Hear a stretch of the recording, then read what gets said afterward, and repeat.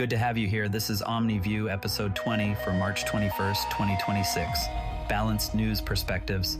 Let's look at the day's news from every angle. The dominant story today remains the rapidly evolving crisis in the Middle East, where President Trump is reportedly considering ways to wind down the conflict with Iran, even as Israel conducts strikes on targets inside Tehran. Global energy prices continue to surge, and the U.S. has temporarily waived sanctions on Iranian oil already at sea. The U.S. has granted a 30-day waiver, allowing Iranian oil currently loaded on tankers to reach global markets without immediate penalty. According to reports, this could bring as much as 140 million barrels of supply into the system relatively quickly, intended to ease some of the immediate pressure on oil prices and global supply chains that have been strained by the fighting. At the same time, Israel has launched retaliatory strikes on regime targets in and around Tehran in response to Iranian missile attacks. President Trump has publicly stated he does not want a formal ceasefire but is actively considering how to wind the conflict down. Meanwhile, the Pentagon is deploying additional warships and thousands more troops to the region. The fighting has already disrupted critical energy infrastructure, most notably Qatar's massive Ras Laffan LNG export facility, which has been forced to shut down operations amid the chaos. What's interesting here is the apparent contradiction between military escalation and economic de-escalation happening simultaneously. The temporary sanctions relief is clearly an attempt to prevent a total meltdown in global energy markets, yet it occurs alongside active combat operations and new troop deployments.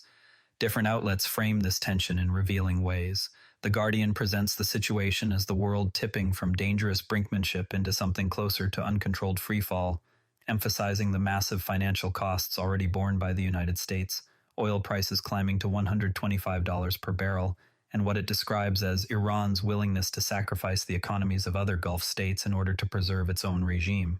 In contrast, Mail Online focuses more on the live military developments, including Iranian missile strikes on a joint UK-US base on Diego Garcia and the involvement of Houthi forces. It highlights Trump's claims that the U.S. and its partners are close to destroying key elements of Tehran's military capabilities, while also outlining potential plans regarding the Strait of Hormuz.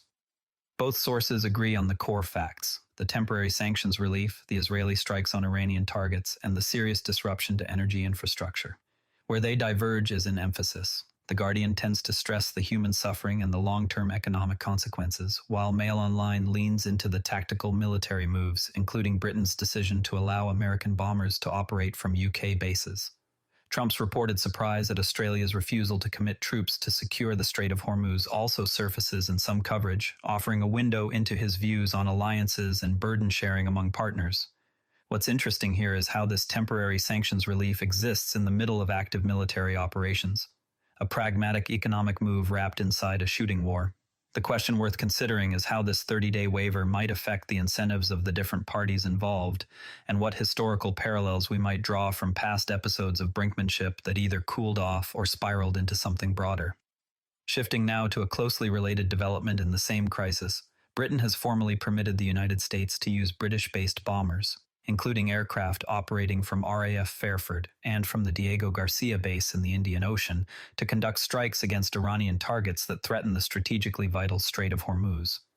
This decision comes as the regional conflict continues to drive an energy crisis with global implications. Reports suggest President Trump told Prime Minister Starmer that the UK should have moved more quickly to grant this access. Perspectives on the significance of this British decision vary.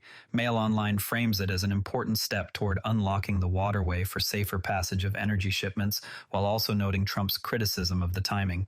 The Guardian places the same development within the broader context of alliance politics and growing concerns about energy security across Europe and Asia.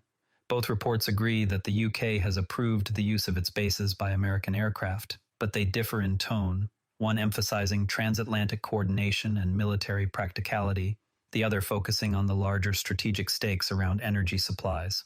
This development underscores how even seemingly distant allies are being drawn more deeply into the operational side of the conflict.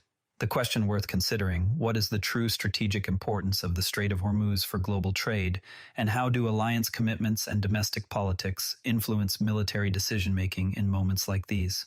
Meanwhile, a striking maritime incident this week highlights how tactics in the region are evolving in real time.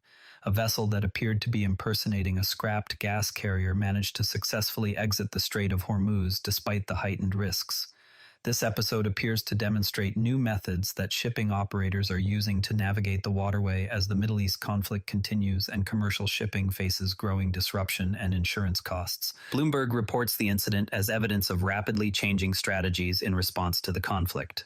Related Guardian coverage points to the broader risks facing shipping lanes, including Iranian drones and other asymmetric threats targeting commercial vessels. The basic fact of the ship's successful transit is not in dispute, though interpretations differ on whether it represents clever adaptation or a sign of how fragile maritime security in the region has become. The question worth considering: what does this incident reveal about sanctions evasion techniques or conflict adaptation by commercial actors? And just how vulnerable is global energy shipping to these kinds of tactics? The Iran conflict is also generating wider economic shocks that extend well beyond the immediate region. The first 6 days of the conflict reportedly cost the United States $12.7 billion, and the Pentagon is now said to be seeking as much as $200 billion in additional funding from Congress. Oil prices have surged sharply, and key energy facilities such as Qatar's Ras Laffan LNG plant face what could be a prolonged closure. Iranian drones have also been used to threaten other Gulf oil depots, raising fears of a wider infrastructure war. The Guardian delves into the financial and infrastructure damage, arguing that Iran's strategy of escalation may be its most effective remaining tool for clinging to power despite the costs. Mail Online's coverage includes live updates on Saudi warnings to Tehran and signs of broader regional involvement. Both sources agree that energy prices are rising and that important infrastructure has been damaged or shut down, but they place different weight on the economic ripple effects versus the military and diplomatic responses. The scale of the potential costs, both immediate and long-term, suggests this conflict could reshape energy markets for years, even if fighting were to ease soon. The question worth considering: what incentives drive continued escalation even in the face of such high costs, and how might prolonged disruption to energy infrastructure ultimately affect global markets and ordinary consumers far from the battlefield? Adding to the military dimension, the United States is sending 3 additional warships and thousands more troops to the region amid the ongoing Iran conflict. This deployment occurs alongside efforts to secure passage through the Strait of Hormuz and to manage the resulting energy supply challenges. The Guardian links these new deployments primarily to efforts to stabilize critical shipping routes. Mail Online coverage connects the same moves to other recent military actions and highlights allied support. The reports agree that the additional forces are heading to the region, but they vary in how they characterize the posture. Some coverage frames it more defensively around protecting shipping, while other reporting leaves more room for an offensive interpretation. These moves come at a moment when President Trump has also signaled interest in winding the conflict down, creating another layer of apparent contradiction worth watching. The question worth considering: what are the strategic goals behind these additional deployments, and how do such military moves affect the chances for eventual de-escalation? Now, to really understand the energy dimension that runs through so many of these stories, there's an important piece of context that much of the coverage leaves out or assumes listeners already know. The Strait of Hormuz normally carries roughly a fifth of global oil trade, and Qatar's Ras Laffan facility ranks among the world's largest LNG export terminals.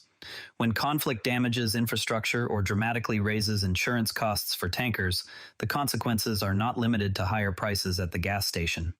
The effects cascade through manufacturing, electricity generation, fertilizer production, and global food systems, because affordable energy underpins nearly every modern supply chain. The temporary 30-day sanctions waivers on Iranian oil at sea are a deliberate attempt to release trapped supply quickly without formally lifting the broader sanctions regime. But critics argue that such pauses risk rewarding destabilizing behavior, while allies question whether these measures genuinely stabilize markets or simply postpone more difficult decisions. The next time you hear about an energy crisis linked to conflict in the Middle East, it's worth asking exactly which choke points are affected and how long it would realistically take to scale up alternative routes or new sources of supply. Turning now to a very different story, heavy rains have triggered severe flash flooding across Oahu in Hawaii, described as the worst in roughly 20 years. The flooding has forced mass rescues, urgent evacuation orders, and dramatic overnight efforts to move people to safety. A major dam is facing imminent risk of failure, prompting officials to tell thousands of residents to evacuate immediately, in some cases in the middle of the night. Videos from the scene show streets completely inundated, vehicles swept away by muddy waters, and emergency teams working under difficult conditions. More than 230 people have been rescued so far, with the total likely to rise as assessments continue. The Guardian reports on the rapid onset of the flooding and the ongoing impacts of the storm system across the Hawaiian Islands. Mail Online focuses more on the sense of panic surrounding the potential dam collapse and the scale of the nighttime evacuation effort. Both sources agree on the severity of the flooding and the serious threat posed by the dam, with differences mainly in tone and emphasis. The Guardian tends to highlight the rescue operations and the work of emergency services, while Mail Online stresses the urgency of the evacuation warnings and the human drama of families being roused in the middle of the night. The question worth considering: what infrastructure vulnerabilities does this event expose in Hawaii and similar island communities? And what role does the timing of early warnings play in determining outcomes during fast-moving natural disasters? In other news, millions of people across the Middle East and Central Asia marked the ancient Persian New Year, Nowruz, even as the regional conflict continues to unfold. The celebrations are taking place against a backdrop of ongoing military actions, economic hardship, and deep uncertainty about what comes next. Roughly 300 million people observe this holiday, which has roots stretching back thousands of years. Al Jazeera coverage brings out the contrast between this deeply rooted cultural tradition and the current realities of conflict. Guardian reporting on the war's human cost, including civilian casualties inside Iran, helps provide context for the somber mood that has accompanied this year's observances. The basic fact that Nowruz celebrations occurred is not disputed, but coverage differs in focus. Some outlets emphasize cultural resilience and continuity, while others highlight how the war's impact weighs on the human dimension of the holiday. The question worth considering: how do cultural traditions and communal rituals persist during times of conflict, and what is the human dimension that often gets overlooked when war reporting focuses primarily on military movements and economic statistics? A lighter story from the art world offers a striking example of how societal attitudes can shift over time. An 1887 painting by Hermione von Preußen titled Mors Imperator, which depicts death dramatically toppling a royal throne, is now being displayed in a Berlin State Museum. The work was originally rejected more than a century ago over fears that it mocked the German emperor and undermined respect for authority. The Guardian presents this as a tale of artistic expression clashing with political sensitivity in Imperial Germany. Its return to public view after so many years highlights how standards and tolerances around symbols of power and mortality have evolved in the intervening century. The question worth considering: how have societal standards for political and provocative art changed over time, and what does the painting's original rejection reveal about the power structures and sensitivities of that era? Before we go, tomorrow's developments will likely bring further clarity around the situation in the Strait of Hormuz and whether the temporary sanctions relief on Iranian oil will be extended beyond the current 30-day window. These stories remain fluid, and new information could shift the picture quickly. That's OmniView. For full source links and more context, check out today's written briefing on the OmniView Summaries page. As always, compare outlets, look for primary documents, and separate what's known from what's assumed. If balanced perspectives are valuable to you, share this with a friend and subscribe wherever you listen. See you tomorrow. Word count, 2012. This podcast is curated by Patrick but generated using AI voice synthesis of my voice using ElevenLabs. The primary reason to do this is I unfortunately don't have the time to be consistent with generating all the content and wanted to focus on creating consistent and regular episodes for all the themes that I enjoy, and I hope others do as well. Without taking the dive, we went on vacation. We had a nice time. My doomsday